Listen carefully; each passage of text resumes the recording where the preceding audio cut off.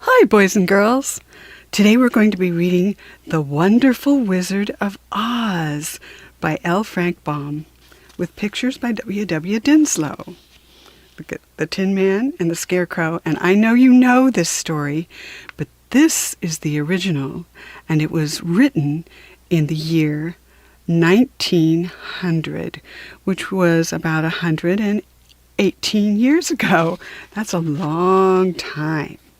And this is the introduction. I want to read it to you. Folklore, legends, myths, and fairy tales have followed childhood through the ages, for every healthy youngster has a wholesome and instinctive love for stories, fantastic, marvelous, and manifestly unreal. The winged fairies of Grimm and Andersen have brought more happiness to the childish hearts than all other human creations. Yet, the old-time fairy tale, having served for generations, may now be classified as historical in the children's library. For the time has come for a series of newer wonder tales in which the stereotyped genie, dwarf, and fairy are eliminated, together with all the horrible and blood-curdling incident devised by their authors to point a fearsome moral to each tale. Modern education includes morality. Therefore, the modern child seeks only entertainment in its wonder tales and gladly dispenses with all disagreeable incident. Having this thought in mind, the story of the Wonderful Wizard of Oz was written solely to pleasure children of today. It aspires to being a modernized fairy tale in which the wonderment and joy are retained and the heartaches and nightmares are left out. And he wrote that, Frank Baum wrote that in April of 1900. So he thought he was very modern during that time. And here we have the Tin Man. And this is a list of chapters, and there's the Scarecrow. And the dedication, which is to his wife. And chapter 1, the Cyclone. We know what a cyclone is, like a tornado. Okay, let's see, let's pull this down a little bit. Dorothy lived in the midst of the great Kansas prairies with Uncle Henry, who was a farmer, and Aunt Em, who was the farmer's wife. Their house was small, for the lumber to build it had to be carried by wagon many miles. There were 4 walls, a floor, and a roof, which made one room. And this room contained a rusty-looking cooking stove, a cupboard for the dishes, a table, 3 or 4 chairs, and the beds. Uncle Henry and Aunt Em had a big bed in one corner, and Dorothy had a little bed in another corner. There were no garrets at all, and no cellar, except for a small hole dug in the ground called a cyclone cellar, where the family could go in case one of those great whirlwinds arose, mighty enough to crush any building in its path. It was reached by a trapdoor in the middle of the floor, from which a ladder led down into the small, dark hole. When Dorothy stood in the doorway and looked around, she could see nothing but the great gray prairie on every side. Not a tree nor a house broke the broad sweep of flat country that reached the edge of the sky in all directions. The sun had baked the plowed land into the gray mass, and the little cracks running through it. Even the grass was not green, for the sun had burned the tops of the long blades until they were the same gray color to be seen everywhere. Once the house had been painted, but the sun blistered the paint and the rains washed it away, and now the house was as dull and gray as everything else. When Aunt Em came there to live, she was a young, pretty wife. The sun and wind had changed her too. They had taken the sparkle from her eyes and left them a sober gray.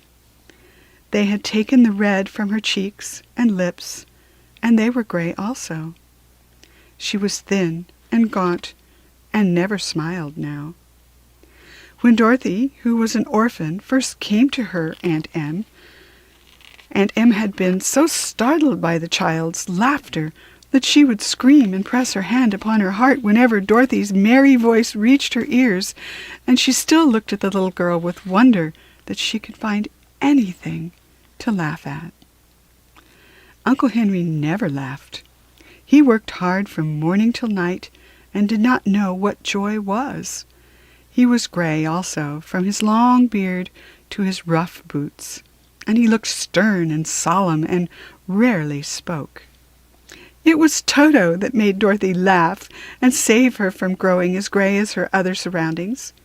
Toto was not gray.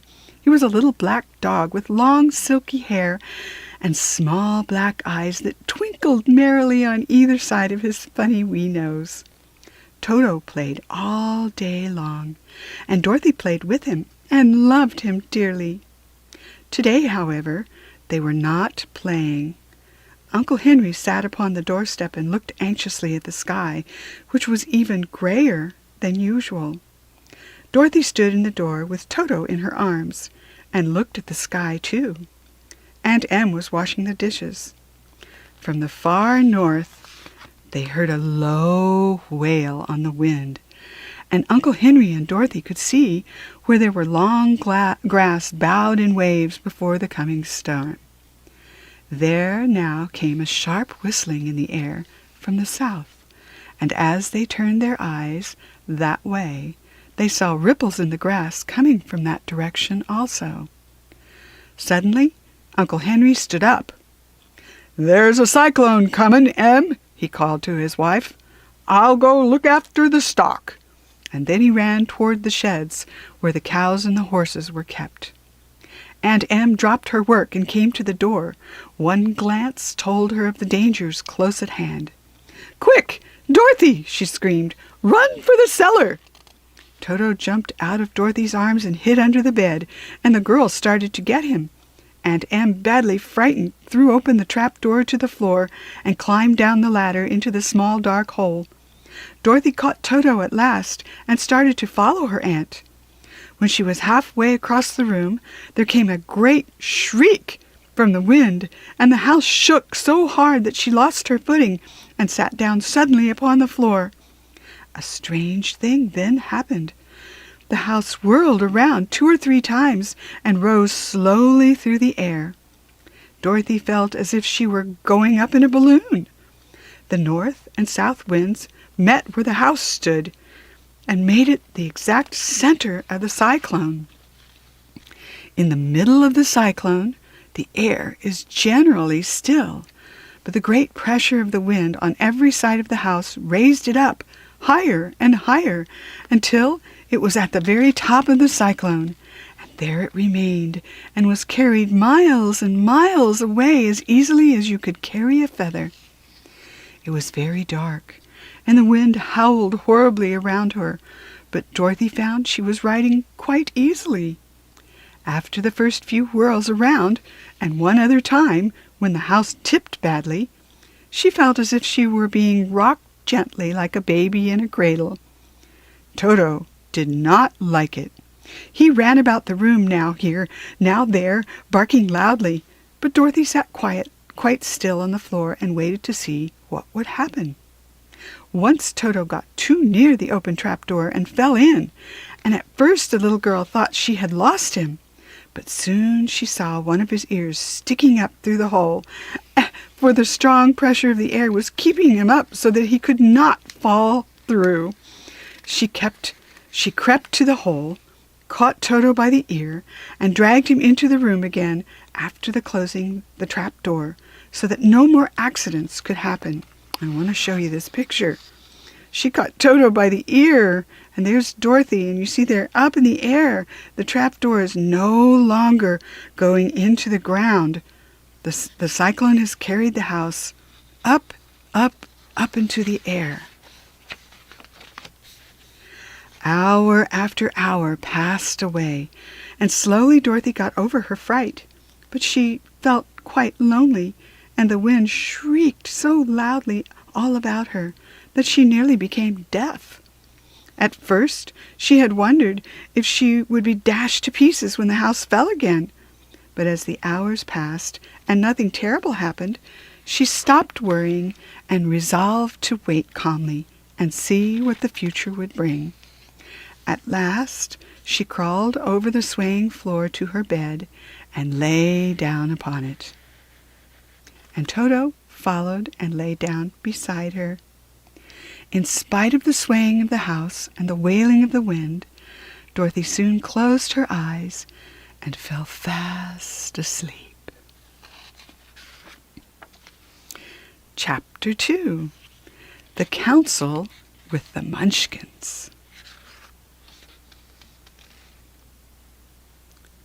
She was awakened by a shock so sudden and severe that if Dorothy had not been lying on the soft bed, she might have been hurt. As it was, the jar made her catch her breath and wonder what had happened, and Toto put his cold little nose into her face and whined dismally. Dorothy sat up and noticed that the house was not moving, nor was it dark, for the bright sunshine came in at the window, flooding the little room. She sprang from her bed and with Toto at her heels ran and opened the door. The little girl gave a cry of amazement and looked about her, her eyes growing bigger and bigger at the wonderful sights she saw. The cyclone had set the house down very gently, for a cyclone, in the midst of a country of marvelous beauty. There were lovely patches of green sward all about, with stately trees bearing rich and luscious fruits. Banks of gorgeous flowers were on every hand, and birds with rare and brilliant plumage sang and fluttered in the trees and bushes. A little way off was a small brook, rushing and sparkling along between green banks and murmuring in a voice very grateful to a little girl who had lived so long on the dry, gray prairies. While she stood looking eagerly at the strange and beautiful sights, she noticed coming toward her a group of the funniest people she'd ever seen. They were not as big as grown folk, for she had always been used to, but neither were they very small. In fact, they seemed about as tall as Dorothy, who was a well-grown child for her age, although they were, so far as looks go, many years older. 3 were men and 1 a woman, and all were oddly dressed. They wore round hats that rose to a small point a foot above their heads, with little bells around the brims that twinkled and tinkled sweetly as they moved. The hats of the men were blue. The little woman's hat was white, and she wore a white gown that hung in plaits from her shoulders. Over it were sprinkled little stars that glistened in the sun like diamonds. The men were dressed in blue, of the same shade as their hats, and wore well-polished boots with a deep roll of blue at the top. The men, Dorothy thought, were about as old as Uncle Henry, for 2 of them had beards. But the little woman was doubtless much older. Her face was covered with wrinkles, her hair was nearly white, and she walked rather stiffly. I want to show you the picture. Here it is. 2 of the men had beards, 1 did not, and their hats are pointed. And here's the woman, the older woman, and she has kind of little braids in her hair, and she has this long staff with an N on the top. And there's Dorothy and Toto. Isn't that beautiful? When these people drew near the house where Dorothy was standing in the doorway, they paused and whispered among themselves, as if afraid to come farther. But the little old woman walked up to Dorothy, made a low bow, and said in a sweet voice, "You are welcome, most noble sorceress, to the land of the Munchkins. We are so grateful to you for having killed the wicked witch of the East and for setting our people free from bondage." Dorothy listened to this speech with wonder. What could the little woman possibly mean by calling her a sorceress and saying she had killed the wicked witch of the East? Dorothy was an innocent, harmless little girl who had been carried by a cyclone many miles from home, and she had never killed anything in all her life. But the little woman evidently expected her to answer. So Dorothy said, with hesitation, "You are very kind, but there must be some mistake. I have not killed anything." "Your house did, anyway," replied the little old woman with a laugh, "and that is the same thing.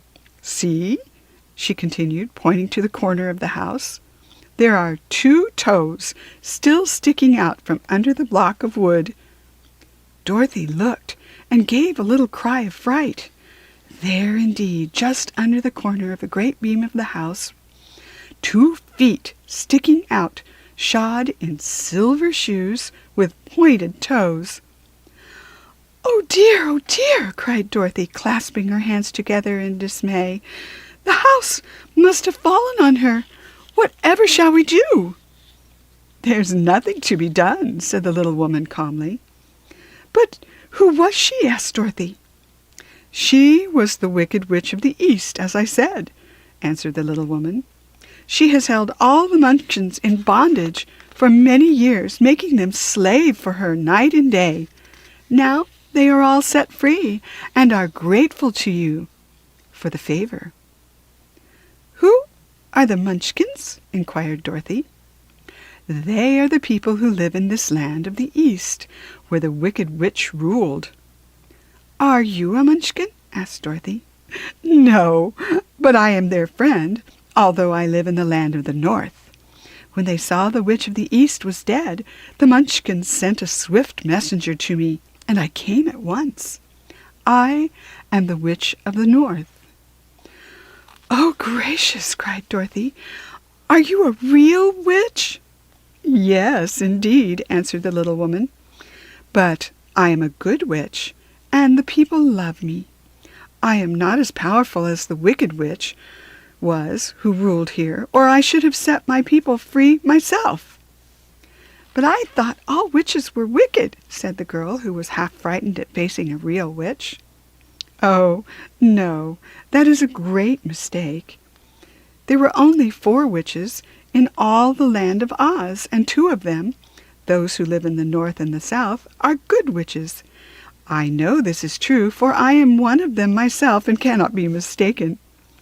Those who dwelt in the East and the West were indeed wicked witches, but now that you have killed one of them, there is but one wicked witch in all the land of Oz, the one who lives in the West."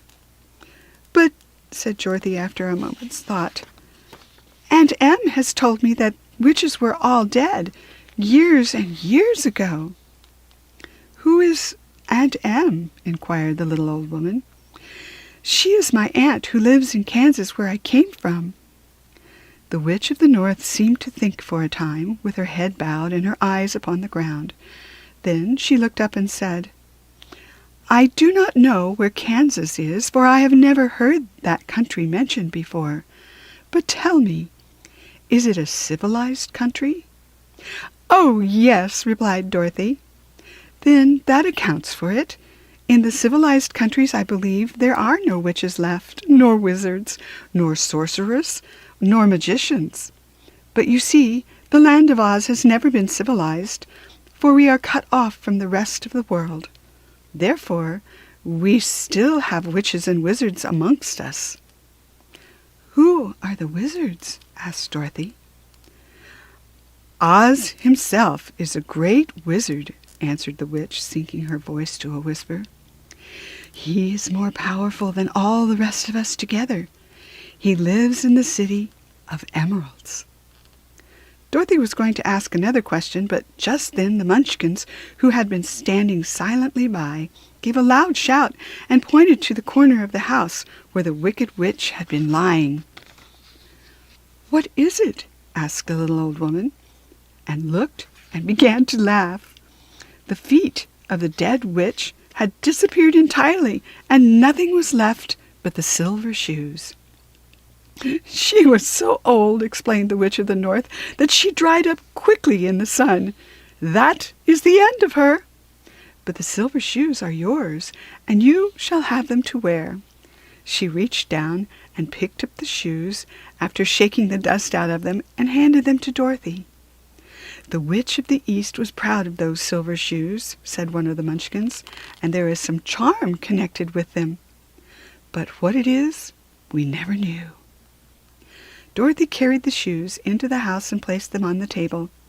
Then she came out again, and the Munchkins said, "I am anxious to get back to my aunt and uncle, for I am sure they will worry about me. Can you help me find my way?" The Munchkins and the witch first looked at one another, and then at Dorothy, and then shook their heads. "At the east, not far from here," said one, "there is a great desert, and none could live to cross it." "It is the same at the south," said another, "for I have been there and seen it. The south is the country of the Quadlings." "I am told," said the third man, "that it is the same at the west, and that country where the Winkies live is ruled by the Wicked Witch of the West, who would make you her slave if you passed her way."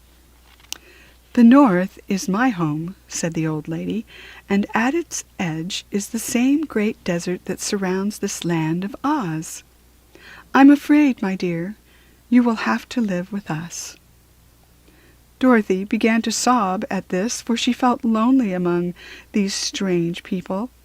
Her tears seemed to grieve the kind-hearted Munchkins, for they immediately took out their handkerchiefs and began to weep also.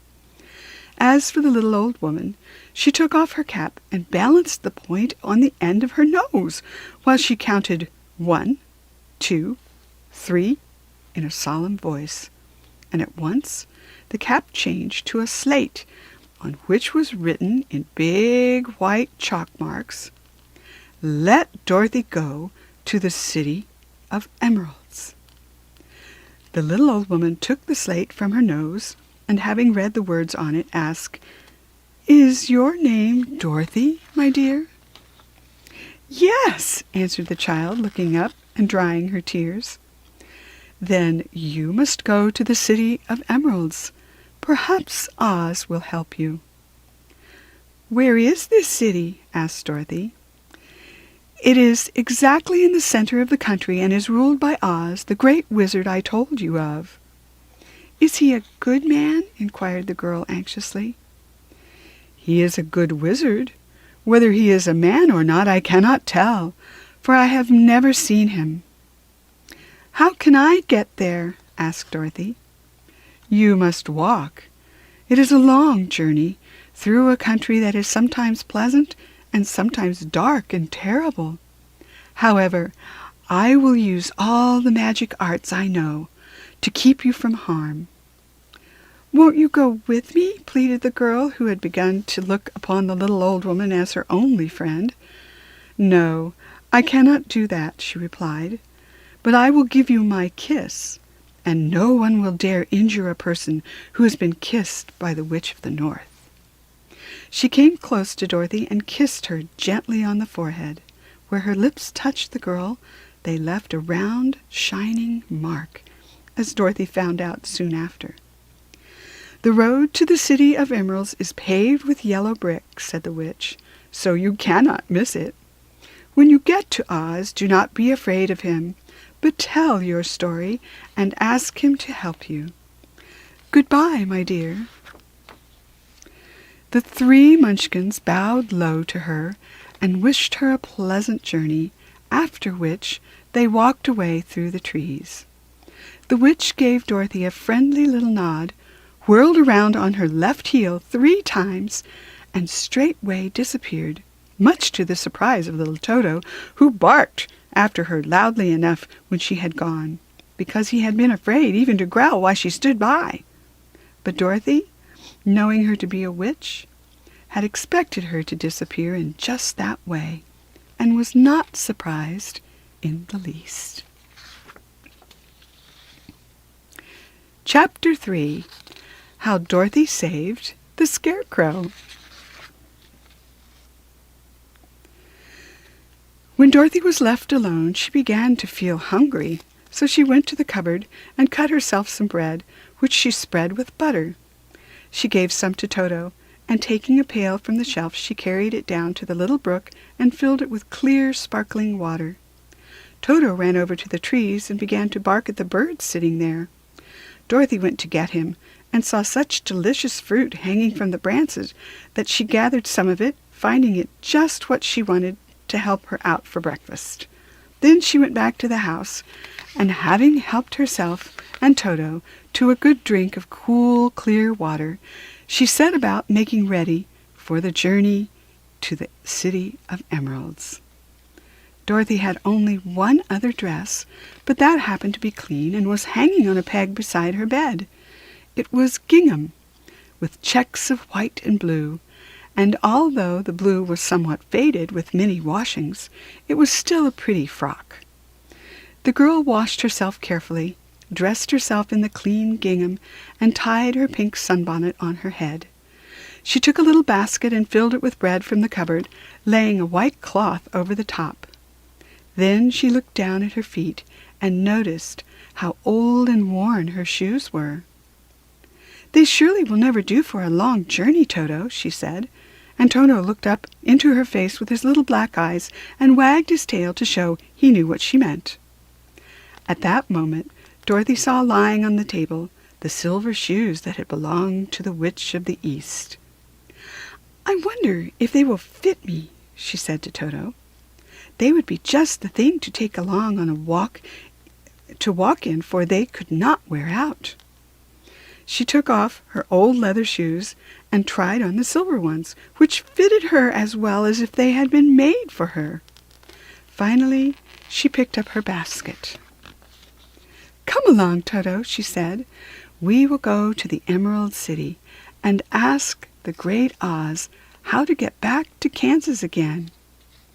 She closed the door, locked it, and put the key carefully in the pocket of her dress.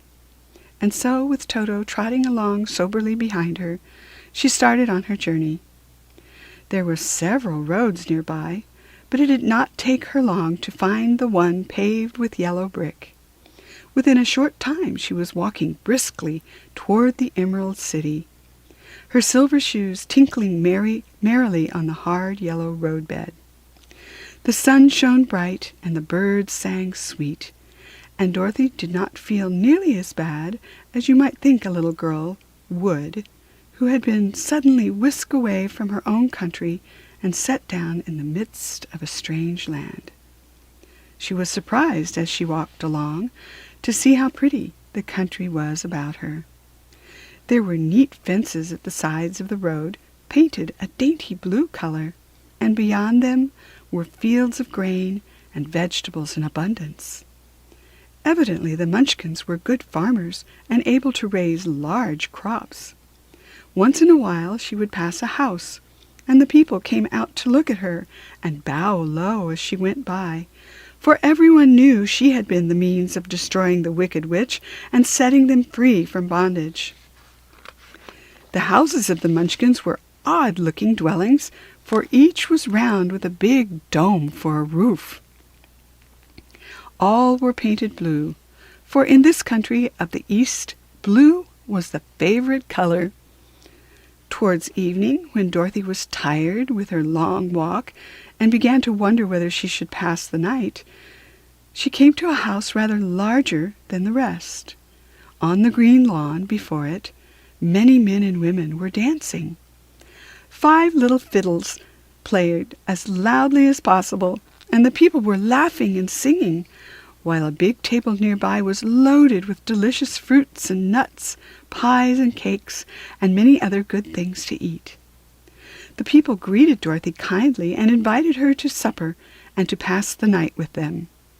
For this was the home of one of the richest Munchkins in the land, and his friends were gathered with him to celebrate their freedom from the bondage of the wicked witch. Dorothy ate a hearty supper and was waited upon by the rich Munchkin himself, whose name was Bach. Then she sat down upon a settee and watched the people dance. When Bach saw her silver shoes, he said, "You must be a great sorceress." "Why?" asked the girls. "Because you wear silver shoes and have killed the wicked witch. Besides, you have white in your frock, and only witches and sorceresses wear white." And there she is, in her gingham dress and a crown of flowers. This must be Bach. He's talking to her. Here's the wonderful food and more munchkins. And little Toto, look at his face. And here's someone playing a violin. And here's some more munchkin houses back here with their pointed roofs. And even the old yellow moon is looking down on them. And the caption is, he is saying, "You must be a great sorceress." Dorothy said, "My dress is blue and white checked," said Dorothy, smoothing out the wrinkles in it. "It is kind of you to wear that," said Bach. "Blue is the color of the Munchkins, and white is the witch color, so we know you are a friendly witch." Dorothy did not know what to say to this, for all the people seemed to think her a witch, and she knew very well she was only an ordinary little girl who had come by chance of a cyclone into the strange land. When she had tired watching the dancing, Bach led her into the house, where he gave her a room with a pretty bed in it. The sheets were made of blue cloth, and Dorothy slept soundly in them till morning, with Toto curled up on the blue rug beside her. She ate a hearty breakfast and watched a wee Munchkin baby who played with Toto and pulled his tail and crowed and laughed in a way that greatly amused Dorothy. Toto was a fine curiosity to all the people, for they had never seen a dog before. "How far is it to the Emerald City?" the girl asked. "I do not know," answered Bach gravely, "for I have never been there. It is better for people to keep away from Oz, unless they have business with him. But it is a long way to the Emerald City, and it will take you many days. The country here is rich and pleasant, but you must pass through rough and dangerous places before you reach the end of your journey." This worried Dorothy a little, but she knew that only the great Oz could help her get to Kansas again, so she bravely resolved not to turn back. She bade her friends good-bye and again started along the road of yellow brick. When she had gone several miles, she thought she would stop to rest, and so climbed to the top of the fence beside the road and sat down. There was a great cornfield beyond the fence, and not far away she saw a scarecrow placed high on a pole to keep the birds from the ripe corn. Dorothy leaned her chin upon her hand and gazed thoughtfully at the scarecrow. Its head was a small sack stuffed with straw, with eyes, nose, and mouth painted on to represent a face. An old pointed blue hat that had belonged to some Munchkin was perched on his head, and the rest of the figure was a blue suit of clothes, worn and faded, which had also been stuffed with straw. On the feet were some old boots with blue tops, such as every man wore in this country, and the figure was raised above the stalks of corn by means of the pole stuck up its back. While Dorothy was looking earnestly into the funny painted face of the scarecrow, she was surprised to see, out of the eyes, one of the eyes slowly wink at her. Let's look at this picture. Dorothy gazed thoughtfully at the scarecrow, and there she is sitting on the fence. And now she's looking at this, and we're going to read about what she sees. She thought she must have been mistaken at first, for none of the scarecrows in Kansas ever wink. But presently the figure nodded its head to her in a friendly way. Then she climbed down from the fence and walked up to it, while Toto ran around the pole and barked. "Good day," said the scarecrow in a rather husky voice. "Did you speak?" asked the girl in wonder. "Certainly," answered the scarecrow. "How do you do?"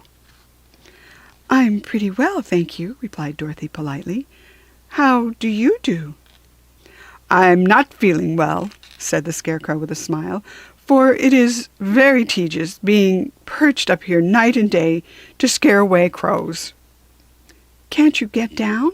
asked Dorothy. "No, for this pole is stuck up my back. If you will please take away the pole, I shall be greatly obliged to you." Dorothy reached up both arms and lifted the figure off the pole. For being stuffed with straw, it was quite light. "Thank you very much," said the Scarecrow when he had been set down on the ground. "I feel like a new man." Dorothy was puzzled at this, for it sounded funny to her to hear a stuffed man speak, and to see him bow and walk along beside her. "Who are you?" asked the Scarecrow when he had stretched himself and yawned, "and where are you going?" "My name is Dorothy," said the girl, "and I'm going to the Emerald City to ask the Great Oz to send me back to Kansas." "Where is the Emerald City?" he inquired, "and who is Oz?" "Why, don't you know?" she returned in surprise. "No, indeed, I don't know anything. You see, I am stuffed, so I have no brains at all," he answered sadly. "Oh," said Dorothy, "I'm awfully sorry for you." "Don't you think," he asked, "if I go to the Emerald City with you, that the Great Oz would give me some brains?" "I cannot tell," she returned, "but you may come with me if you like. If Oz will not give you any brains, you will be no worse off than you are now." "That is true," said the Scarecrow. "You see," he continued confidentially, "I don't mind my legs and arms and body being stuffed because I cannot get hurt.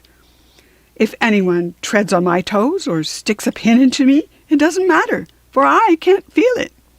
But I do not want people to call me a fool, and if my head stays stuffed with straw instead of the brains, as yours is, how am I ever to know anything?" "I understand how you feel," said the little girl, who was truly sorry for him. "If you will come with me, I'll ask Oz to do all he can for you." "Thank you," he answered gratefully. They walked back to the road. Dorothy helped him over the fence, and they started along the path of yellow brick for the Emerald City. Toto did not like this addition to their party at first. He smelled around the stuffed man as if he suspected there might be a nest of rats in the straw, and he often growled in an unfriendly way at the Scarecrow. "Don't mind Toto," said Dorothy to her new friend. "He never bites." "Oh, I'm not afraid," replied the Scarecrow. "He can't hurt the straw. Do let me carry that basket for you. I shall not mind it, for I can't get tired. I'll tell you a secret," he continued as he walked along. "There is only one thing in the world I am afraid of." "What is that?" asked Dorothy. "The Munchkin farmer who made you?" "No," answered the Scarecrow. "It's a lighted match."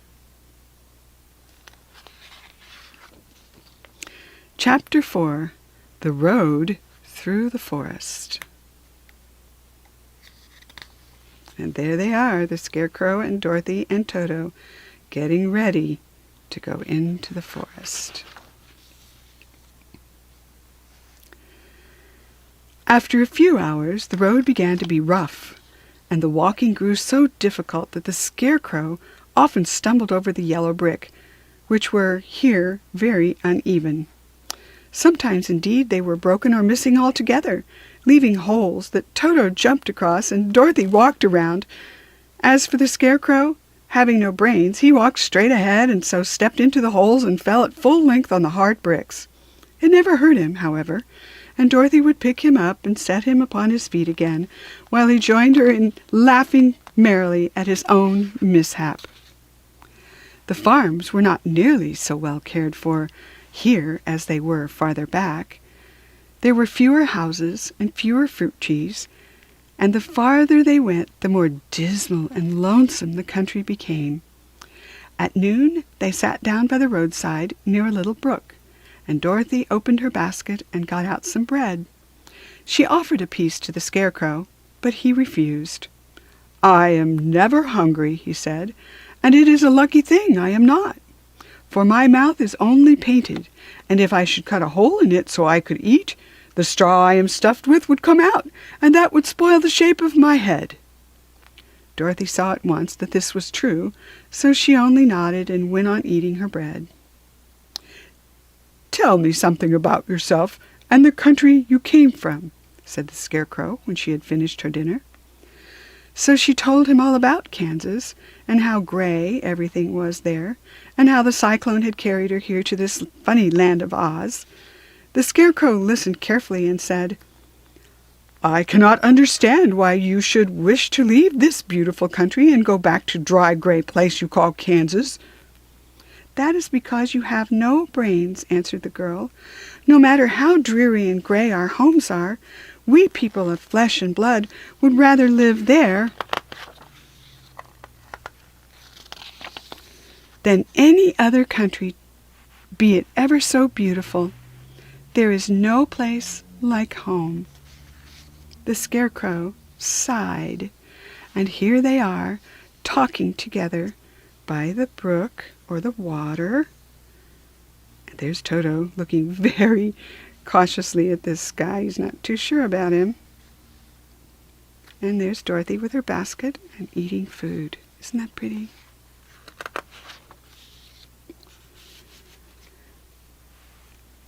"Of course, I cannot understand it," he said. "If your heads were stuffed with straw like mine, you would probably all live in the beautiful places, and then Kansas would have no people at all. It is fortunate that you have brains." "Won't you tell me a story while we are resting?" asked the child. The Scarecrow looked at her reproachfully and answered, "My life has been so short that I really know nothing whatever. I was only made day before yesterday. What happened in the world before that time is all unknown to me. Luckily, when the farmer made my head, one of the first things he did was to paint my ears, so that I heard what was going on. There was another Munchkin with him, and the first thing I heard was the farmer saying, 'How do you like those ears?' 'They aren't straight,' answered the other. 'Never mind,' said the farmer. 'They are ears just the same,' which was true enough. 'Now, I'll make the eyes,' said the farmer. So he painted my right eye, and as soon as it was finished I found myself looking at him and at everything around me with a great deal of curiosity, for this was my first glimpse of the world."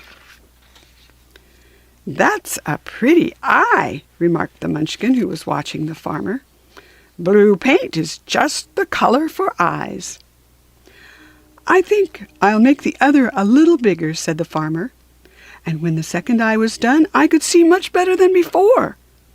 Then he made my nose and my mouth. But I did not speak, because at that time I didn't know what a mouth was for. I had the fun of watching them make my body and my arms and legs, and when they fastened on my head, at last I felt very proud, for I thought I was just as good a man as anyone. "This fellow will scare the crows fast enough," said the farmer. "He looks just like a man." "Why, he is a man," said the other, and I quite agreed with him. The farmer carried me under his arm to the cornfield and set me up on a tall stick where you found me. He and his friend soon after walked away and left me alone. I did not like to be deserted in this way, so I tried to walk after them, but my feet would not touch the ground, and I was forced to stay on that pole. It was a lonely life to lead, for I had nothing to think of, having been made such a little while before. Many crows and other birds flew into the cornfield, but as soon as they saw me, they flew away again, thinking I was a Munchkin, and this pleased me and made me feel that I was quite an important person. By and by an old crow flew near me, and after looking at me carefully, he perched upon my shoulder and said, "I wonder if that farmer thought to fool me in this clumsy manner. Any crow of sense could see that you are only stuffed with straw." Then he hopped down at my feet and ate all the corn he wanted. The other birds, seeing he was not harmed by me, came to eat the corn too. So in a short time there was a great flock of them about me. I felt sad at this, for it showed I was not such a good scarecrow after all. But the old crow comforted me, saying, "If you only had brains in your head, you would be as good a man as any of them, and a better man than some of them. Brains are the only things worth having in this world, no matter whether one is a crow or a man." After the crows had gone, I thought this over, and decided I would try hard to get some brains. By good luck, you came along and pulled me off the stake, and from what you say, I am sure the great Oz will give me brains as soon as we get to the Emerald City. "I hope so," said Dorothy earnestly, "since you seem anxious to have them." "Oh, yes, I am anxious," returned the Scarecrow. "It is such an uncomfortable feeling to know one is a fool." "Well," said the girl, "let us go." And she handed the basket to the Scarecrow. There were no fences at all by the roadside now, and the land was rough and untilled. Towards evening they came to a great forest where the trees grew so big and so close together that their branches met over the road of yellow brick. It was almost dark under the trees, for the branches shut out the daylight. But the travelers did not stop and went on into the forest. "If this road goes in, it must come out," said the Scarecrow. "And as the Emerald City is at the other end of the road, we must go wherever it leads us." "Anyone would know that," said Dorothy. "Certainly. That is why I know it," returned the Scarecrow. "If it required brains to figure it out, I never should have said it." And after an hour or so the light faded away, and they found themselves stumbling along in the darkness. Dorothy could not see at all, but Toto could, for some dogs see very well in the dark, and the Scarecrow declared he could see as well as by day. So she took hold of his arm and managed to get along fairly well. "If you see any house or any place where we can pass the night," she said, "you must tell me, for it is very uncomfortable walking in the dark." Soon after, the Scarecrow stopped. "I see a little cottage at the right of us," he said, "built of logs and branches. Shall we go there?" "Yes, indeed," answered the child. "I am all tired out." So the Scarecrow led her through the trees until they reached the cottage, and Dorothy entered and found a bed of dried leaves in one corner. She lay down at once, and with Toto beside her soon fell into a sound sleep. The Scarecrow, who was never tired, stood up in another corner and waited patiently until morning came. That is the end of the first 4 chapters of The Wizard of Oz. Until we read together, we'll start with chapter 5. Bye-bye, boys and girls.